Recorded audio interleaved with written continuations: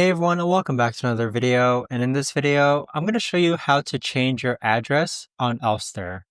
Now, this video is going to be particularly useful for individuals. Let's say that you recently moved, but you still have an Elfster account. How do you actually go ahead and change your address so that your gifts are sent to the correct location? Now, this video is going to be short, sweet, and simple, guys. There's not going to be a lot of steps involved. Now, in order to do this, let's click on the profile icon on the upper right-hand corner. Next, click on Settings. And then from here, you're going to click on Personal Information.